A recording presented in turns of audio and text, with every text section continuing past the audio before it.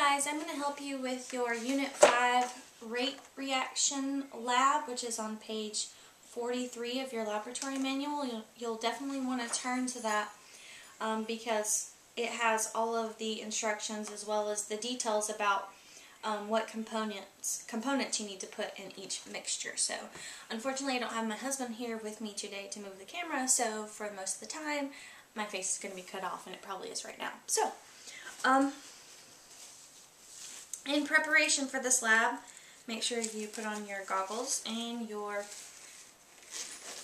gloves. Okay. And also notice that the three solutions in front of me are all labeled A, B, and C, as it states on page 44 of your laboratory manual.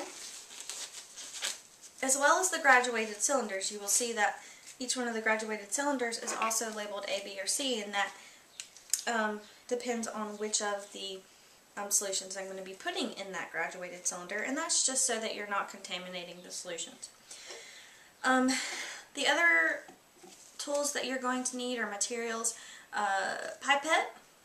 So I've got my three solutions from the lab bag, so they all came together with this starch solution.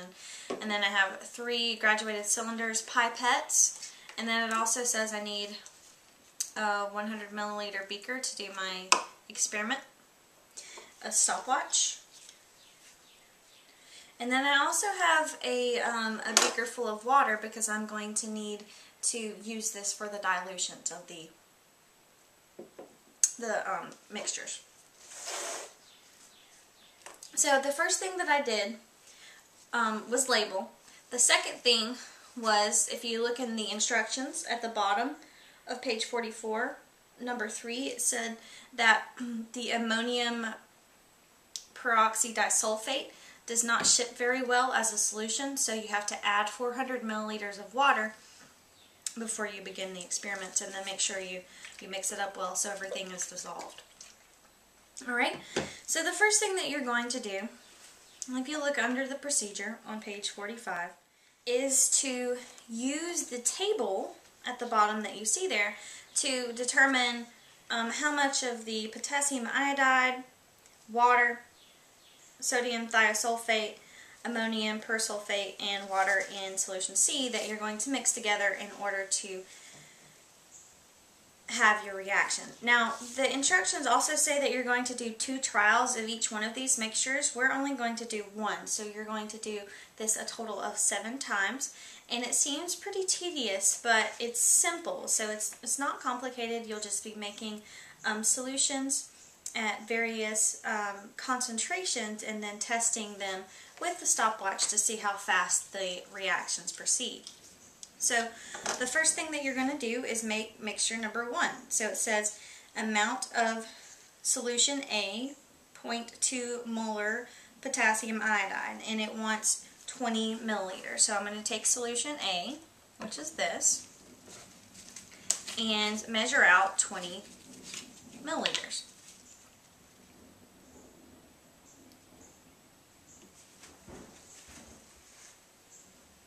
And you also have to remove the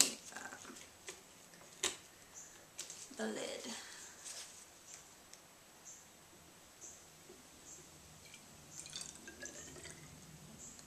If you go over, it's okay. You can actually use your pipette to get the excess out. But I did not go over. I got 20 exactly. Okay, and in some of the solutions you're actually going to be adding a little bit more water into the graduated cylinders, but this particular solution, it's not being diluted, so you're just going to put the 20 milliliters of potassium iodide. And then in the second graduated cylinder, B, you're going to be putting 10 milliliters of the sodium thiosulfate. So again, I'm probably going to have to open the lid up from this. Okay, measure out 10 milliliters, which is the second line.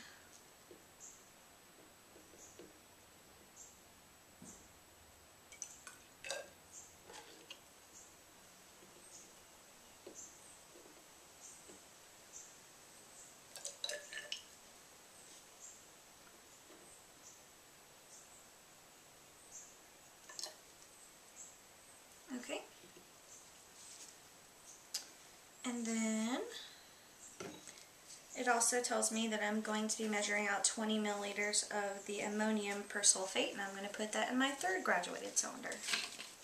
This one was already opened. I had to open it in order to put the 400 milliliters of water in here to make the solution. So 20 milliliters again.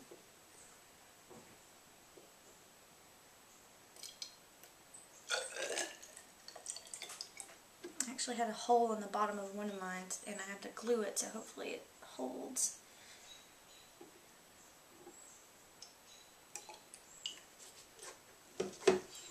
So I went over for this one, so what I said to do was just to take your pipette, dip it in there just like that.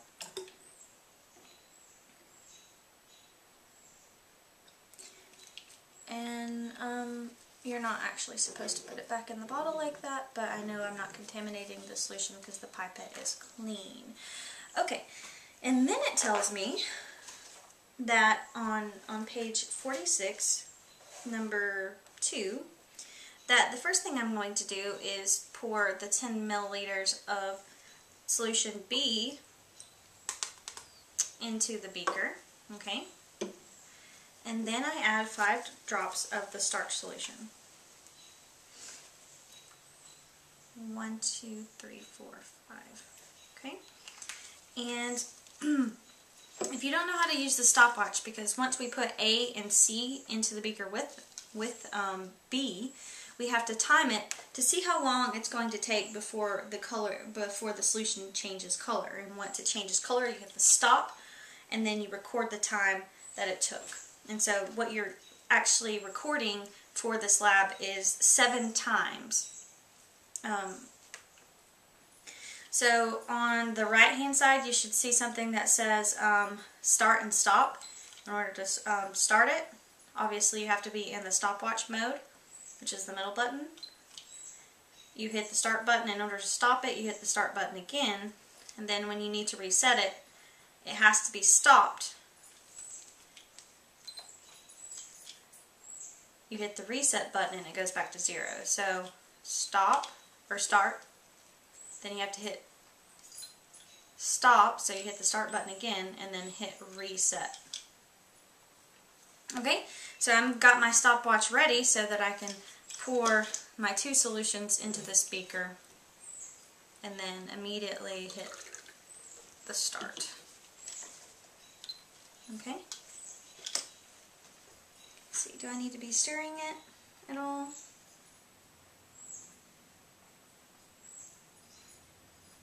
Start the stopwatch and stir and mix occasionally. So yes, I need to be stirring it, and it's already changed colors there, so I'm going to hit the stop and record the time that I first saw the color change in the solution. Okay, so that's my first data point. Then you're going to go to your sink, rinse it thoroughly down the sink with tap water. So I'm going to do that.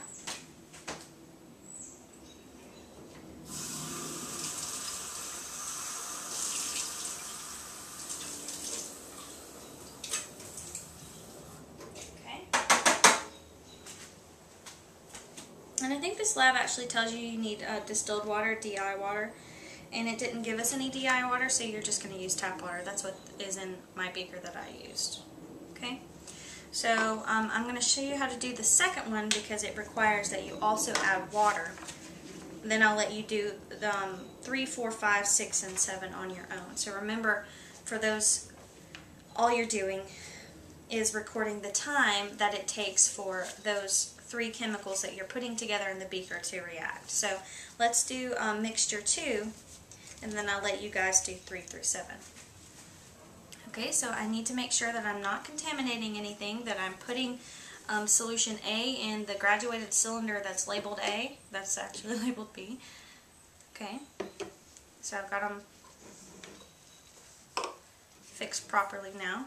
And it said that solution A, I'm going to be putting 15 milliliters of the solution into the graduated cylinder. So I'm going to do that. 15 milliliters.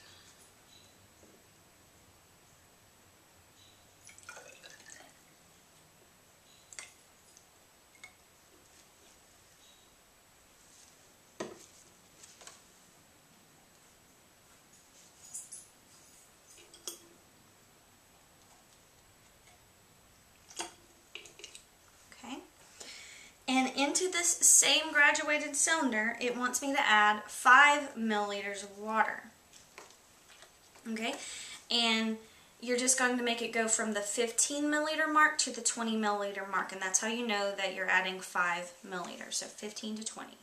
So you might have to fill up your pipette a couple of times because this is only a 3 millimeter pipette that I didn't fill up all the way anyway. So make sure that you don't go over this time because you can't pull some of the solution back out. So you want to do it very carefully.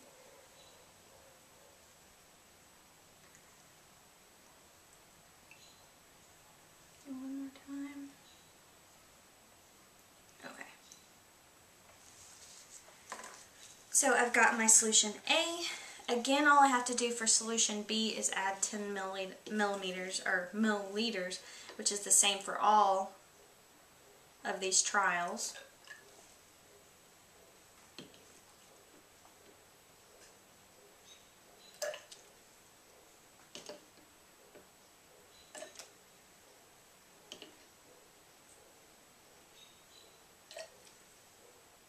Okay, that doesn't have to be diluted with water, and neither does solution C, so that's also going to be 20 milliliters again.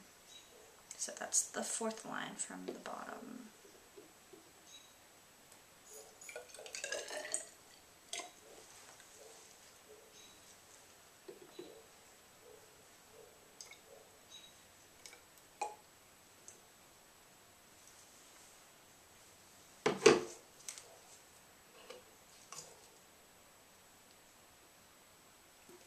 Okay, so you're doing the same thing that you did before. The first thing that you do is put in your B solution, add 5 drops of the starch, which is the dropper bottle that came in the baggie with the other 3 solutions.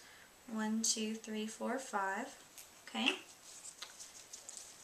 and I want to make sure that I've got my stopwatch reset so that it's on 0 so I don't have to fumble with it. And then I'm going to add A and C to the beaker and time how long it takes to change colors. So I'm going to actually watch it this time.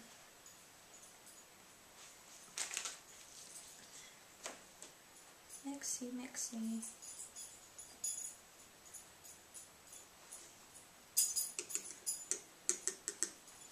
Ooh, nice. Okay.